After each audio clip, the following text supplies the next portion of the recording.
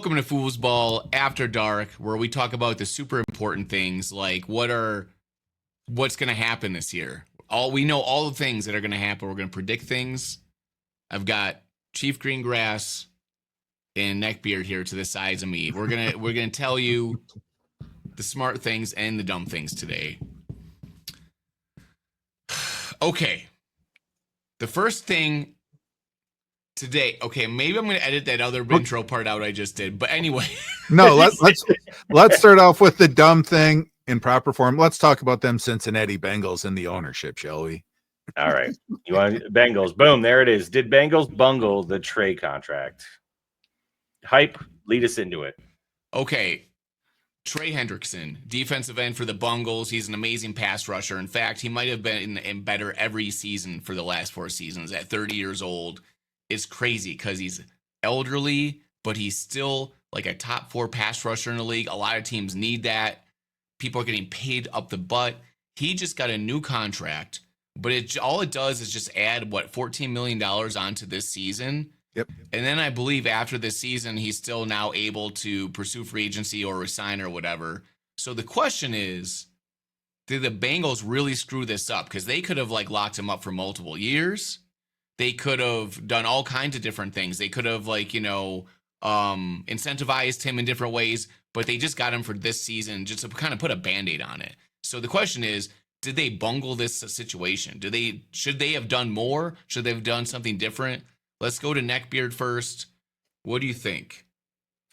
I actually really like this. I, for a long time, have said don't pay guys over 30 long contracts. Now, to be fair, Khalil Mack's 36. He's still doing really well. But the Bengals just paid their 2 receivers. They're paying Burrow. There's only so many huge contracts that you can give out. And giving it to a guy that's over 30, giving him a 4-year deal at 35 or more $million, I think would have been bad for them long term. So I actually really like this in the sense that they already screwed it up by not trading him when they should have traded him. They should have traded him before the draft and even taken a 2nd and 3rd or whatever it would have been, but they screwed that up. So at least this way they got him for the season. He's on lower, money than he would obviously like, but he can become a free agent and sign a new contract next year. So for the Bengals, they kind of fixed what they already screwed up. I do like the contract for them, but I mean, it's already too late. They should have already traded him and gotten assets. So this is the fixing of the thing they already screwed up. So you're saying at this juncture, they did good, but they screwed up before. Right. But now they're screwed because they should have traded him before the draft. And because they failed to do that, and because his value decreased, incrementally after that. Yeah, they can't trade him now, really. No, it's too late. Yeah. Unless they franchise tag him and then trade him. Which they're not going to do either. No one's going to trade. No one's going to. He's going to get a good contract next year, probably in the mid-30s at another team. They basically saved the sinking ship. So did they totally bungle it? No, but it's already past the point where they could have done a good job. Is he going to turn into this ages of the new version of Von Miller where he just starts bouncing around to different teams? Yeah, maybe or Joey Bosa. I don't know. Yeah. I mean, he gets better with age. You said so yourself, Hype. He's he's 30 and he just started getting good the last couple of years, right? So maybe he is, D end and tackle and quarterback are the 3 most important positions, but they're also the positions that guys can play when they're a little bit older. I mean, Reggie played for the Panthers when he was Bruce 40, Smith also, yeah. Right? And Bruce Smith played till he was super old. Now, maybe that's old NFL stuff, but Julius Peppers played till he was super old, right? Mm-hmm.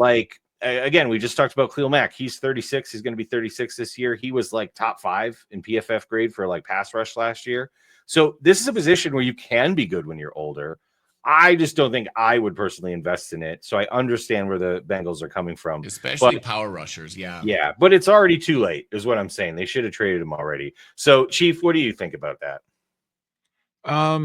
It sounds like they made the best of a bad situation. They originally offered 3 years, $96 million, but there was nothing guaranteed after year 1. So basically, so this is just putting a Band-Aid on it because, he wanted to have that guaranteed money. Yeah. This way, they'll have the bookend to go with Shamar Stewart, who, it took him a while to finally get signed in camp for them to give him the guaranteed money. But once they got him in, it sounds like he's doing everything that you could have hoped for from a first round draft pick. So it sounds like, he's doing great. He's in the backfield. He's blowing up the line. Grain of salt with that is it's the Bengals offensive line. So who knows, but at least he's doing what you hope to see from a first round DN. So if you have him and Hendrickson from both sides, maybe that can elevate their defense up to number 20 in the league. And that can give you the kind of defense that you need to go with an offense that should be playing with the lead. So they don't have to worry about playing against the run. So for this year, it's a good deal. You already have 3 guys who are making over $30 million a year. So you can't really pay, you can't have a fourth. That'll take up too much of the cap. So best of a bad situation. It sounds like they didn't, in the contract, they didn't have any writing that prevents them from franchise tagging them. It sounds like right now, if they were to franchise tag him next year, it'd be $36 million. So they still have that in their deck of cards, but it's all going to be ugly. We don't really want to talk about that. They don't want to talk about it because they're just happy to get him out there playing now, bust his tail, and in his mind, he'll be playing for another team next year. So best of a good situation. Yeah, but they also might franchise take him. They're the Cincinnati Bengals. Mm-hmm. Another news story that broke is Boomer Esiason is pissed because they invited him to the Ring of Honor ceremony and they won't pay for his hotel room. Oh, what? And people are like, bro, and he was on his podcast or radio show, and his co-host is like, Boomer, your name's on the stadium. They should. And he was like, yeah, they sent me an email that gave me the hotels to stay at and all these things. They said, hurry up to book them before the rates go up. And he's just like, Boomer said, am I an elitist for if I say no to them and be like, hey, dude, like, what? It's like, am I a bad person? And it just shows like the Bungles, right? Like, it's just another thing that they did that's like cheap and they just don't kind of care.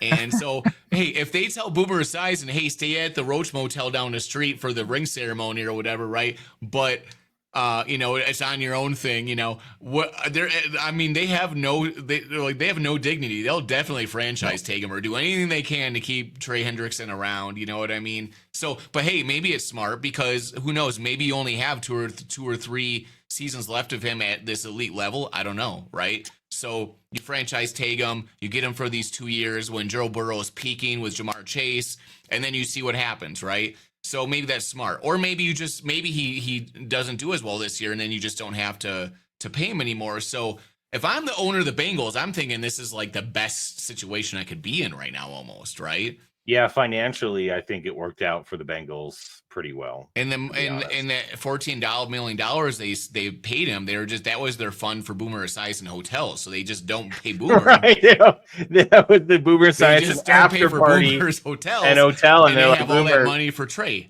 Yeah, you gotta stay at the Budget Inn right now. You stay at the Red Roof Inn. We got the Red Roof Inn.